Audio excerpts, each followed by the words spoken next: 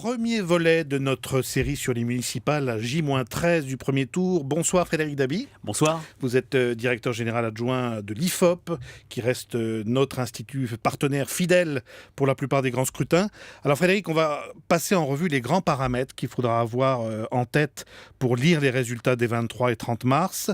D'abord, est-ce qu'il faut s'attendre à une forte abstention compte tenu du climat général, ou est-ce qu'il y aura une mobilisation locale des électeurs qui, on le sait, sont très attachés à la vie de leur commune? J'ai envie de vous dire oui et non. C'est vrai que maintenant, depuis quelques années, les Français ne votent massivement que pour l'élection présidentielle et à chaque élection intermédiaire, on bat des records d'abstention. C'était le cas aux dernières élections municipales, celle de mars 2008, où un record d'abstention avait été battu. Là, quand on regarde les indicateurs de participation de l'IFOP, on se situerait à mi-chemin entre 2008, record de participation, et 2001, où on avait relativement beaucoup voté. On serait sur une abstention d'un tiers. Alors, c'est moins qu'en 2008, mais un tiers, ça fait beaucoup d'électeurs et ça ferait des abstentionnistes le premier parti de France. Alors, comme toujours au municipal, il y a un débat entre la majorité qui préfère souligner l'enjeu local du scrutin et l'opposition qui veut nationaliser la campagne. Cette année, Frédéric Dabi, on a à la fois un pouvoir impopulaire et des affaires en série qui touchent l'UMP, on l'a vu ces derniers jours. Est-ce que ça ne va pas mettre tout le monde d'accord sur la dimension locale de ces élections ? Oui, c'est vrai que c'est d'abord un vote local. Dans une enquête IFOP pour Valeurs Actuelles, on voit que 62% des Français, une enquête très récente, considèrent qu'ils se prononceront dans leur ville uniquement sur des considérations locales. Mais c'est vrai, et on l'a vu en 83 au détriment de la gauche, en 2008 au détriment de la droite, il y a souvent un vote sanction qui monte en fin de campagne et qui ferait qu'on voterait pour sanctionner la politique du président de la République et du gouvernement. Là, sur les dernières enquêtes de l'IFOP, on a un peu plus d'un quart des Français qui sanctionneraient François Hollande par leur vote. Et quand on regarde qui veut sanctionnés, ce sont les électeurs de droite, de l'UMP et également, et plus que la moyenne, ceux du Front National. Mais c'est vrai également que le récent climat, le climat sur les affaires, le triptyque ou la trilogie, si je puis dire, Buisson, Sarkozy, Copé, fait que l'UMP peine à nationaliser le scrutin. Traditionnellement, en fin de campagne, le parti d'opposition, comme vous le disiez, cherche à nationaliser le scrutin. Et de ce point de vue-là, les affaires gênent le processus de nationalisation du vote voulu par l'UMP pour amplifier ce vote sanction. Et on a une UMP qui est, depuis quelques jours, inaudible sur les élections municipales. Ça pourrait contrebalancer le rejet du pouvoir exécutif. On va prendre quelques grandes villes qui retiennent particulièrement l'attention. Si on commence par celles qui ont toutes les chances de garder la même couleur politique, on peut dire à gauche Lyon et Lille, à droite Bordeaux et Nice. Oui, on peut dire ça. C'est sur les très grandes villes françaises qu'on a le plus de chances de peu de mouvements. L'alternance dans ces villes sont d'ailleurs plus l'exception que la règle. Il n'y en a jamais eu à Bordeaux, jamais eu à Lille. Et sur ces grandes villes, Lyon, Lille, Bordeaux et Nice, les majorités sortantes devraient être reconduites. Alors si on prend maintenant les basculements possibles, qui auraient en plus un vrai poids significatif nationalement, on va tous avoir les yeux évidemment sur Paris et Marseille.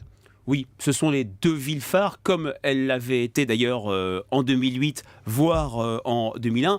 Actuellement, les enquêtes d'opinion donnent une avance assez confortable pour Anne Hidalgo.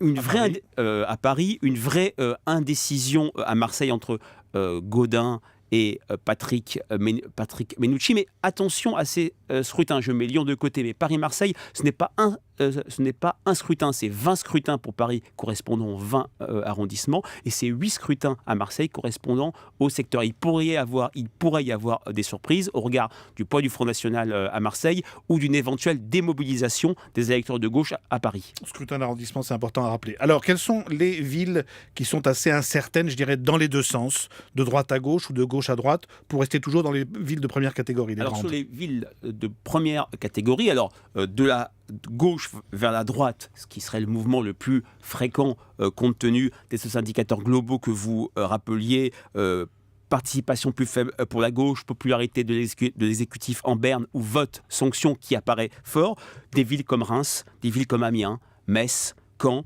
Angers, voire Saint-Étienne. Et puis parmi les très grandes villes, mais pour l'instant les enquêtes sont assez indécises et donnent encore un léger avantage à la gauche, Strasbourg et Toulouse. Ce seront peut-être les 2 villes symboles qui pourraient, signifier ou maximiser le succès de la droite. Être perdu par le PS. Et dans l'autre sens, il y en a bien sûr moins, mais il y en a quand même. Des villes comme Avignon, une enquête récente IFOP Europe 1 et la Provence donnait Avignon perdu pour la droite. Des villes comme Aix-en-Provence, Albi, Montauban, Bourges, Nancy, mais le symbole pour la gauche, ça serait de gagner Marseille. on remarque globalement, Frédéric Dabi, que la plupart des grandes villes sont très stables politiquement depuis un quart de siècle. Celles qui bougent, c'est une minorité. Vous avez tout à fait raison de le dire. Rappelons l'attachement des Français à leur maire. Dans ce cadre-là, l'alternance, c'est plus l'exception que la règle. C'est l'exception dans les très très grandes villes. Bordeaux n'a jamais connu d'alternance, on le disait. Nice est toujours resté, par exemple, à droite. Ce sont ces villes moyennes qui switchent très souvent. Le record étant, par exemple, Saint-Étienne, qui a été communiste, socialiste, UDF, UMP. Des villes comme ça peuvent switcher énormément. Reims, on l'a vu passer à gauche, un peu par accident en 2008 du fait de la division de la droite, qui pourrait repasser à droite. On a des villes moyennes qui switchent et des grandes villes qui restent plutôt stables, d'où l'importance, d'où les regards scrutés vers Paris et Marseille. Alors, il faut dire un mot bien sûr du troisième acteur qui pourrait jouer les troubles faits et même plus que ça dans certaines villes, le Front National, d'abord beaucoup plus présent que lors des dernières élections de 2008. Oui, en 2008, sur l'ensemble de la France, le Front National a obtenu 1% des voix, parce qu'il était très peu présent. Il n'y avait que 200 listes du Front National, là il y en a presque 600, et clairement, le Front National, compte tenu du ticket d'entrée pour le second tour, on peut se maintenir au second tour avec 10% des suffrages exprimés. Le Front National va être l'arbitre dans de très nombreuses villes, pourra se maintenir dans de très nombreuses villes. Dans les enquêtes de l'IFOP, notamment faites avec Europe 1, on voit que quasi systématiquement, la liste Front National, même si elle est conduite par une personne qui n'est pas très connue sur la ville, obtient un score proche du score de Marine Le Pen à l'élection présidentielle, qui dépassait bien sûr très souvent 10%. Et donc le maintien du Front National au second tour va être une des incertitudes du scrutin. Et globalement, ce maintien du FN va gêner l'UMP. La plupart du temps, dans des cadres de triangulaire, donc le FN sera présent. Ce qui va compter aussi, c'est qu'on voit quelle est la position du FN à l'issue du premier tour. Première, deuxième, troisième position. Tout à fait. Et je dirais même aussi la position du PS et de l'UMP. On n'est pas sur 2008 où on était sur une bipolarisation totale gauche, PS pour le dire simplement UMP. Là, on sera souvent sur un tripartisme et donc l'ordre d'arrivée, PS, UMP, FN, UMP, PS, FN, voire parfois le FN en tête, on l'a vu dans quelques villes, sera capital pour éventuellement créer une dynamique dans la perspective du second tour et pour les reports de voix.